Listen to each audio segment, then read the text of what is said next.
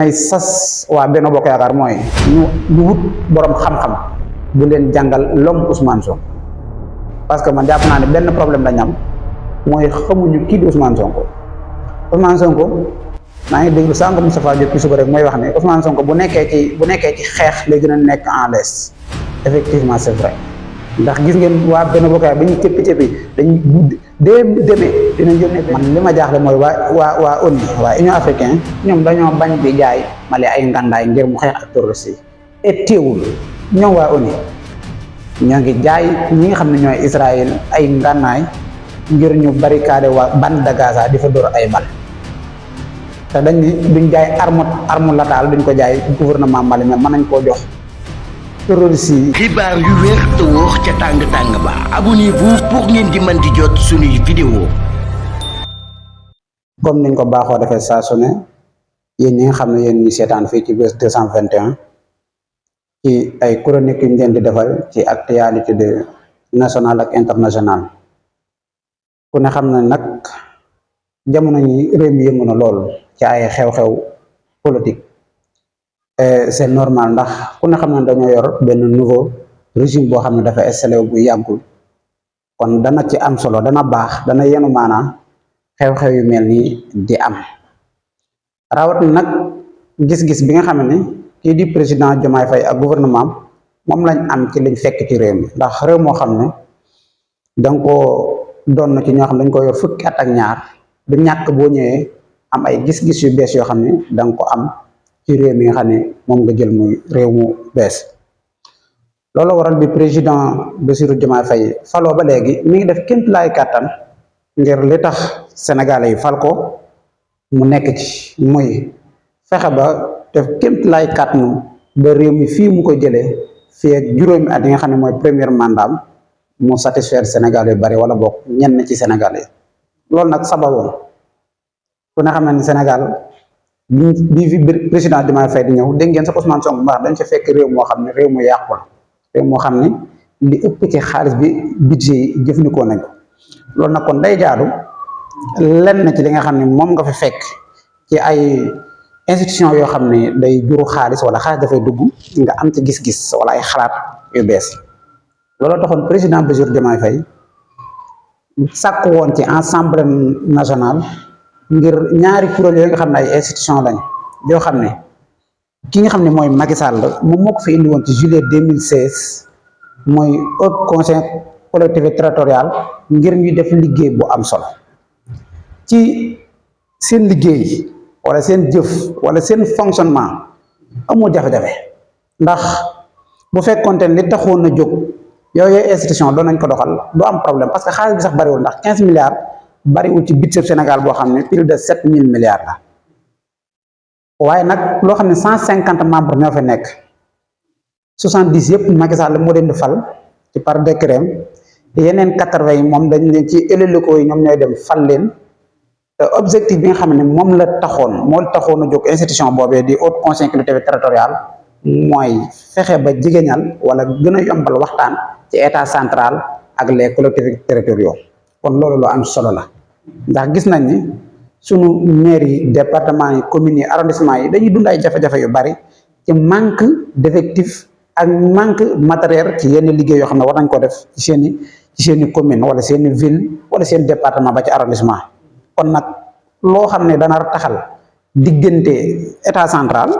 ak collectivités territoriaux yi loolu lu am solo la looloo ko taxoon a jóg moo taxoon Macky Sall jëloon ci ab décret numéro 2016-24 di 14 juillet 2016 indi kuréel boo xam ne day rataxal diggante yi kon loolu objectivement li ko taxoon a jóg lu baax la li nga xam ne mooy CSE it loolu la demee muy conseil économique social environnemental mënoon naa def lu baree bare ci wàllu environnement mënoon naa def lu baree bare ci wàllu développement mënoon naa def lu baree bari ci wàllu xëyu ndaw ñi ci ay xalaat yoo xam ne dinañ ko jox président bi loolu xalaat yu jub la kon institution yi ci technique wala ci xalaat ci vision mëne su koo ñaawlu ndax li leen taxoon a jóg buñ ci nekkoon dinañ def liggéey bu am solo boo xam ne dana jëral njëriñ askan waaye nag fan la liggéey bi yàqoo mooy kii di président Macky Sall du def dara lu dul intérêt boppam la ciy xool bi muy indi ñaari institution yooyu ngir liggéey ci xalaat da ko def benn clientèle politique maanaam ñi nga xam ne PS la ASP ak yeneen parti politique yi nga xam ne ñoo ko jàppale ba mu falu 2012 te amu fu mu leen mën a dugal ci nguur gi mu ne naa créer ay kuréel yoo xam ne danaa fa mën a def ngir def partage di gâteau dugal fa ay milliards yu baree bari ngir téye leen fa ndax damay dégg ñu baree bari ci suñu jàngatkatu politique yi seen xeltukat yi di wax naan Macky Sall lim def kenn mësu koo def ndax lu mel ni coalition Benno Bokk Yaakaar 12 ans yor nañ ko réew mi coalition bi tasul amuñu benn jafe-jafe nu muy tasee coalition boo xam ne parti politique ya fa nekk am na ci ñoo xam ne weer wu dee dinañ jot lu ëpp 50 millions ñii 100 ba 200 millions am na ay politiciens yoo xam ne bokkuñu sax ci biir Benno waaye Macky Sall da leen daan jox 5 millions chaque weer ay politiciens yu bare ak ñoo xam ne da ngay wutal ay institution dugal leen fa di leen jox xaalis ñooñu téye leen du xam-xam maam loolu lu kéemtaan nekku ci nu mu def ba waa Bennoo yàgg te tasuñu loolu du kéemtaan parce que Macky Sall daa yoroon xaalu Sénégal di ko jox politique au lieu que mu def ko ci li taxoon ñu fal ko en 2012 muy jële fi jafe-jafe askan wi lii nag moo tax ñëpp Sénégal gépp gis ne ñaari institution yi amuñu njariñ te fekk ni buñ doxaloon lañu war a doxal naam am na njariñ ci doxaleen waaye xam nga lan mooy problème ba mooy li leen taxoon a jóg lañ deful Macky Sall da ko faa teg ngir di fa dugal ñi nga xam ne dañoo falang moom ci wàllu politique te amul fu mu leen dugal waaye problème mu xaalis bañ fay def 15 milliards nee naa bariwul ndax ñi ngi dugal lu ëpp 15 milliards ci feneen foo xam ne foofu mën na ko gën a nekk farata waaye la leen taxoon a jóg liñ bind ni moom mooy indi institution yooyu loolu dañ koo jëfe woon loolu tax nag bépp candidat boo xam da ngaa bokkoon ci élection yi jàll 24 mars 2024 da ngaa amoon yéene moo xam nga wax ko moo xam nga ñàkk koo wax ni su ma ñëwee institution yi dama leen fii jëlee ndax amuñu njariñ loolu moom ñëpp dëppoo nañ ci moo tax bi président faloo fan ngay xamee ni protection yu baree bari ku mel ne Bougane Gueye ak naa fekk la jiital ci li muy wax bi Diomaye Faye faloo Bougane dane ana lan la ñuy xaar ngir tas ñaari institution yooyu léegi nag fan yi président dama bëgg a tas ñaari institution yooyu Bougane ne dañoo yàkkamti moo tax ngay xam ne suñ politiciens yi niñ bëgg opposition ak régime bi fi nekk dinañ am jafe-jafe parce que ñoom ñooy wax ñooy contrediraat seen bopp ñooy weddiwaat seen bopp moo tax président Diomaye Faye yónnee waa assemblée benn projet de loi boo xam ne da leen wax ngeen tasal ma ñaari institution yooyu te ñu xam benn affaire ne ba ko président di def président amoon na pexe ci ñaari institution yooyu parce que bu dee CSE ña fa nekk ñëpp décret moo leen di fal maanaam jëmmi institution mënoon dafaa nekk waaye président jële fa ña fa nekk ñëpp teg ma fa wala mu teg fa keneen ku mel ne man kon institution yi président am na ci pexe bu dee haut conseil collectivité territorial moom 70 personnes yam moo leen di nommé mooy nommé président bi comme ni mu mujj a def mënoon na leen faa jëlee kon problème bi du waaye institution yi waaye président dafa xam ne député Benno Bokk Yaakaar yi jubuñu ay caaxaankat lañ ay tappalekat lañ taxawuñ ngir jëfee li askan wi bëgg moo tax mu yóbbul leen loolu jox leen nga xam ne xool nu ñuy def moo tax bañ demee lan lañ doon wax duñ ko tas seen ñàkk tas gi président xam na ni waa Benno ñooy majorité ensemble lu waa Benno bëgg moo fay am waaye mu jox leen ko ngir ñu nekk ca waaye ana lan la jóg député bu mel ni Abdou Mbow nekk président groupe parlementaire bu Benno Bokk Yaakaar xam ne Abdou Mbow ci jëm moom ku ne xam na ne amul xam-xam ndax amul benn article bu la Abdou Mbow di wax boo xam ne boo demee danga fekk même article 85 bii la muy li tax article bi jóg ak la mu doon wax mi ngi mel ne yàlla ak yàlla Abdou Mbow amul base politique ndax Abdou Mbow Thiès gëm dëkk sulliwu foofu sëpp élection yi daal bureau de vote sax dañ ko faa gagné kon moom leen dong moo ko mënoon a boole ci mbir mi mooy comme ni muy def làmmiñ wu rëy ànd ak mën a wax loo xam ne lu dëgg moom nag mu jël croissant mooy 2 mai taxaw ne ñun waa assemblée mooy majorité bi dañuy bu subaa dañuy dugal benn loi boo xam ne dañuy fexe ba gouvernement kii di PM Ousmane Sonko daanu mooy président bi gouvernement bi nga xam ne moom la fi teg dañ koy jéem a daaneel ci daaneel googee nag président xam na ni député yi am nañ loon ngir pexe waaye dafa mel ne Abdou Mbow li may wax ñàkk xam-xam bi mooy moom xamoon na ni moom yor na loolu maanaam mooy jéem a tas gouvernement moom bi am na ko waaye daa xam daa am lu fàtte ne président de la république moom yor na yeneen yoo pexe yoo xam ne mën na koo def ngir ñoom liggéey boobu ñuy def lépp mu taxaw moo tax ca saasa rek président fa mu nekk ca Chine daa di yónnee leen ñetti projet de loi ba ñeent ngir kenn ku ne xam ne dañoo nekk session extraordinaire te bu ñu fa nekkee ordre de jour boo ko xisee namee da ngay am priorité président day am priorité yi lépp loo ensemble doon def député yi doon def dañ koy arrêté ngir def li président bëgg loolu nag moo waral président yi yabal leen yónnee leen ay projet de loi yoo xam ne war nañ cee liggéey boo gisee amul fenn ci texte benn loi waxul nii lii di DPG ensemble moo koy fixé parce que constitution bi ba mu waxee ne bu ñu falee premier ministre war naa def déclaration politique générale ca assemblée fixé lu ko benn date ñoom nag li tax nga xam ne député yi man li may sàkku mooy ñu plainte ñu def benn plainte boo xam ne dañ koy jëmale ci député benn bokk yaak wala ci Amadou Mame Diop wala ci assemblée générale parce que mënuñu ñu yor ay document faux règlement intérieur boo xam ne baaxul ñu bëgg cee doxal ki nga xam ne mooy Ousmane Sonko nii leen seen règlement intérieur bi baaxul ñu ne baax na ñu ni day bañ a ñëw wala day daw te ñoom ñoo demaat ba rendre compte lii ñu yor baaxul ba ca ginnaaw ba lañ dem defaraat ko ba mu normal ni nag PM dañoo bëgg ñu ñëw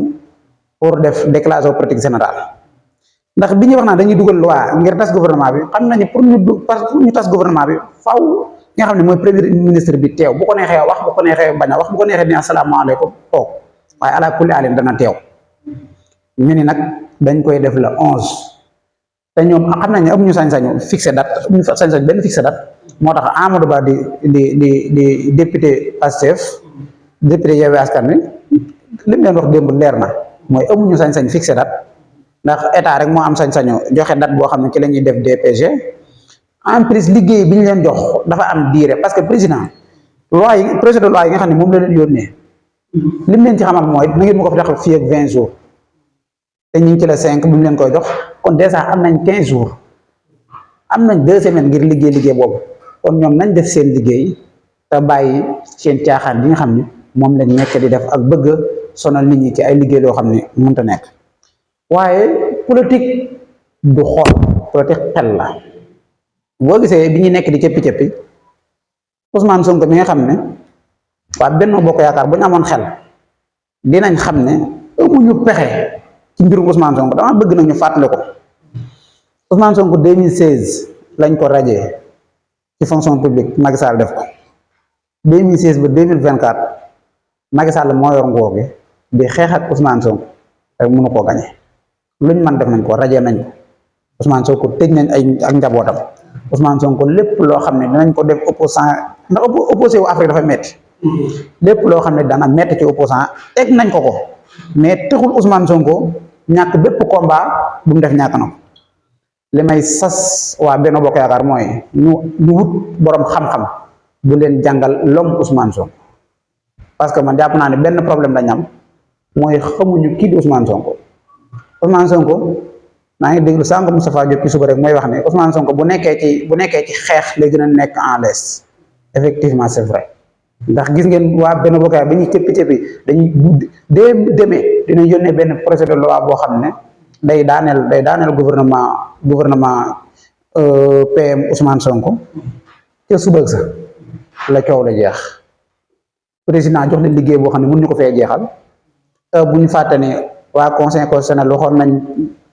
président Diomaye Faye bu la neexee le 12 septembre nga tas assemblée bi kon loolu moo ko yor ba pare ni leen nag kenn li ngeen bëgg du ngeen ko def ndax président Diomaye daal di gome ñi nga xam ne moom lañ leen protéger mooy Abdoulaye Daouda Diallo ak ñi nga xam ne mooy Aminata Mbengue Ndiaye tegal leen ci nag liggéey boo xam ne mënuñu ko fee jeexal te liggéey boobu ci la ñuy nekk amuñu xalaat ci génn ji amuñu pexe pour jeexal liggéey boobee ngir nag ñu jàng Ousmane Sonko moo leen di dimbale ci ñoo xam ne Ousmane Sonko saa bu xeex gënee tar ci lay am pexe ngir def li mu bëgg a def kon député Benno Bokk Yaakaar xam koy Ousmane Sonko ngir xam lu ñu xeex ak moom ndax fi mu ne nii ñoo mujj naan affaire bi du xool affaire bi du doole loolu ñoom moom lañ ko war a wax parce que Khadim Bamba Diagne professeur Khadim Bamba Diagne dafa wax lu am solo nee na Ousmane Sonko politique wul ak kenn fii Sénégal moo leen dàq politique dafa mel ni ku yor bal di fo ak ñoom kon te bàyyiwuñ xel wala boog jàngatuñ ni Ousmane Sonko dafa wuuteeg PM yi fi jaar yu bare ndax benn mooy premier ministre boo xam ne parti bi fal président bi moom mooy chef de parti bi moom moo ko jiite nga xam ne kon ban bi Diomaye toog man nga ni moo ko moom bu doon ci yeneeni réew loolu ngay xalaat beneen bi Ousmane Sonko mooy koo xam ne bu miru nguur daa xeex ba gaña la kon bu yoree nguur du neex a jëflanteel beneen bi Ousmane Sonko juriste la maanaam dafa jàng droit xam loi mook président Bassirou Diomaye Faye yooyu la jàng ba noppi soo ko dem nekk ay inspecteur loolu da ko may kon mu am ay pexe yoo xam ne saa su ne dana ko mën a am ci boo ko indilee galgal te lépp da ko teg ci yoon nit na koo xam ne da ngaa boole ñaar ñi mooy légalité dangay def mu légal nga xam ne sañ-sañ am nga ci sañ-sañ ci règlement ak loi yoo xam ne ñoo ko séq jox la ko beneen boobu mooy nga am légitimité bi mooy ñi ëpp ci Sénégal yow la ñuy déglu loo def neex na leen loolu ñooyu ñaar bu ko nit yoree cim réew looy dugg ak moom ci wàllum politique na nga ko xam parce que saa su ne moom dana am pexe yu mu ne contredire loolu moo dal député Benno Bokk Yaakaar yi ku am lu mu leen di laajee biir rek leen nga leen di waxal te jàpp naa ne sax liñ am lépp président Diomaye moo leen ko may wala Ousmane Sonko ndax bu heure bi fekkoon li nekk ci ay rapport ministre de la justice jox ko procureur commencé à poursuivre ñi nga xam ne dañoo caxatee xaalis Sénégal kon lii ñuy def nii sax duñ ko def waaye dañ leen a may temps bu bare te ñoom war na leen a leer ne Ousmane Sonko wax na ko bu yàggul démb ko mu bërki démb mu leen di xamal ne ñi rey Sénégal yi 86 personnes des manifestants yi ñi leen rey xam nañ ne ala kulli alin dinañ jëflante ak ñoom ci wàllu yoon ñi nga xam ne dañoo jël xaalisu Sénégal 1000 milliards Covid baa ngi fi ñi nga xam ne ay rapport da leen a épinglé ñoom ñëpp ñoom xam nañu dinañ dem ci yoon waaye yéex googu mu yéex nag moo tax ñuy wut ay prox ndoll wala ñuy indi ay xeex boo xam ne xeex bi jotagul ñu bëgg koo def loolu moo leen nar a sonal waaye nañ xam ne ala kulli alin liñ bëgg duñ ko am ndax président Bassirou Diomaye Faye ak gouvernement niñ bëgg réew mi doxee dinañ ko doxee incha allah parce que am nañ lépp li des nag mooy jox leen assemblée bi rek ngir ñu doxal la ñu war a doxal loolu tamit benn appel laa fi def muy képp koo xam ne le 24 mars bii jàll da ngaa fal président Bassirou Diomaye Faye dafa amaat leneen lu des xeex bi jeexagul fexe ba li njëkk mooy protéger projet bi man damaa jàpp ne kenn ku nekk ci ñoom daa war a futteeku ngir protéger projet bi loolu moo ci li ci njëkk beneen bi mooy fexe ba législative yi ñëw ñu jox li ëpp ci ay député ñii di président Diomaye Faye buñ ko defee liggéey bi ñu bëgg liggéey dinañ ko am dinañ mën def réforme yi ñu bëgg ndax comme que référendum man nga ni xaj na fi waaye xajatu fi parce que li des bareetul buñ tasee ensemble bi tëggaat beneen élection législative am ay député yi ñu bëgg yoo xam ne dinañu mën a liggéeyal ñun askanu Sénégal loolu rek buñ ko defee liñ bëgg dinañ ko am kon loolu mooy li njëkk liñ leen indiloon ci actualité du jour bi jëm ci wàllu HTC CSE ak jafe-jafe yi nga xam ni am na ci diggante Benno Bokk Yaakaar ñi Abdou Mbow ak ñi nga xam ne mooy majorité bi mu ne majorité bi nag mooy président Diomaye ak ñi mu àndal parce que ñoom la Sénégal yi fal ci 54,% ci élection yi ñu génn waaye ku ne xam na ni président Bassirou Diomaye Faye dem na foofee ci Chine ci ndaje moo xam ne moo fa doon am la 4 et le 6 muy Chine Afrique ku ne xam na nag coopération yàgg naa am ci Afrique ak yeneen réew yi man sax am naa xalaat ci ni war nañ fee jëlee Sénégal Chine Afrique ndax Chine benn dëkk la Afrique ab continent la dañoo war a fexe ba coopération yi au lieu que sommet yi am au lieu que ñuy wax naan Chine Afrique nañuy wax Chine Sénégal Chine Mali Chine Burkina parce que ay réew lañ ni ñoom ñu fal ñu démocratiquement fal leen démocratiquement ñu nekk suñu ay naw lay réew war nañoo mën a séq loo xam ne au lieu de continent bépp koy séq ak ñoom waaye réew par réew ñu def ay sommet yoo xam ne dañ naan Sénégal Chine Sénégal France Sénégal Allemagne Sénégal Turquie mais ñun Afrique not nañu ba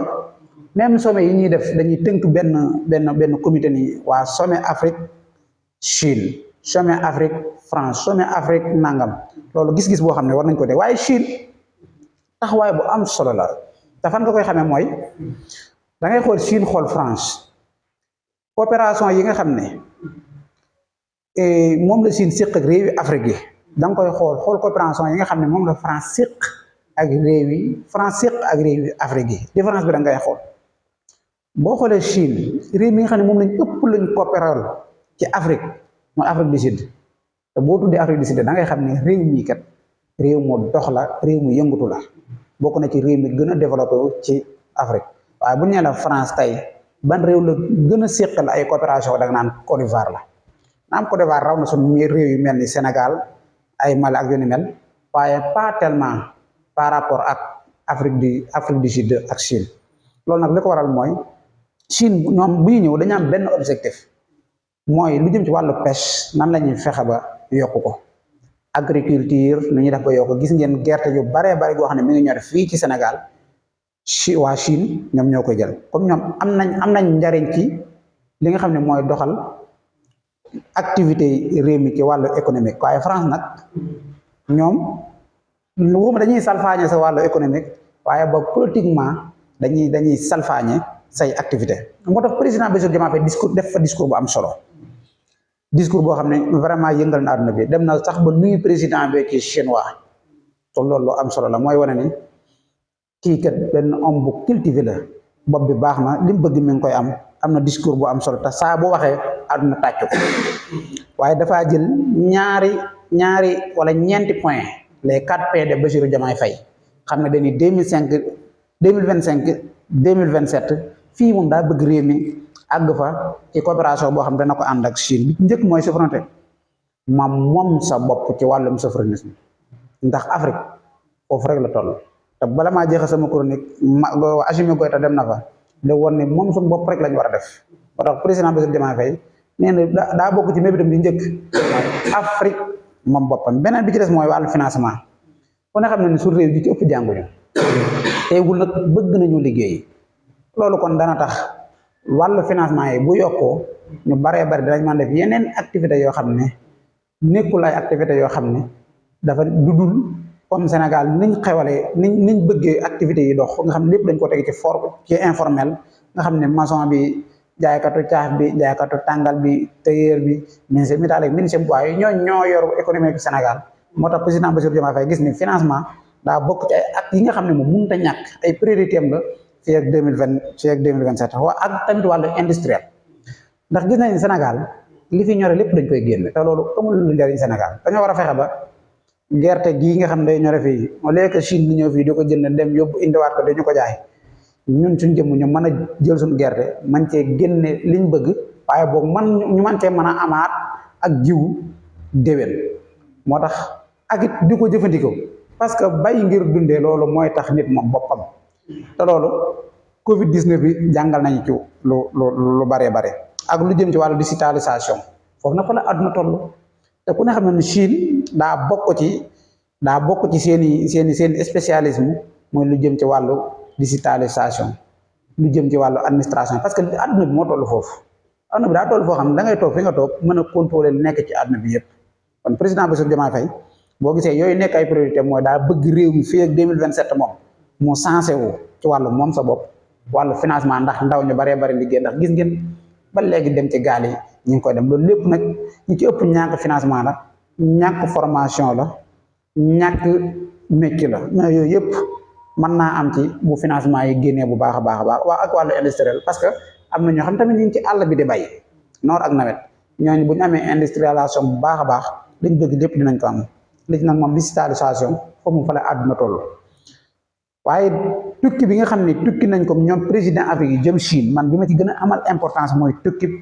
kii di président Assimi Goïta di président transition bu Mali ndax ku ne xam na ne Mali day dund ay jafe-jafe yu am solo yoo xam ne wala jafe-jafe yu mag a mag yoo xam ne jamono ji Mali ñu ngi koy dund te daa bokk ci li leen ko teg mooy France ak les occidentaux moo tax bi Mali dee xeex ak terroriste yi man li ma jaaxle mooy waa ONU waa Union africaine ñoom dañoo bañ di jaay Mali ay ngàndaay ngir mu xeex ak terroriste yi et teewul ñoom waa ONU ñoo ngi jaay ñi nga xam ne ñooy Israël ay ngànnaay ngir ñu barricade waa bande de Gaza di fa dóor ay bal te dañ ni duñ jaay arme létale duñ ko jaay gouvernement Mali mais mën nañ koo jox terroriste yi ñu bon ñooñu nga xam ne mooy Israël yàlla na rëbbum yàlla wàcc ñoom ak seen premier ministre bu bon boobee. moo tax ki nga xam ne mooy Abdoulaye Diop di ministre des affaires étrangères bu Mali fan yii mu génn doon wax ne àdduna bi jaaxal nañ ko ci gis-gis biñ am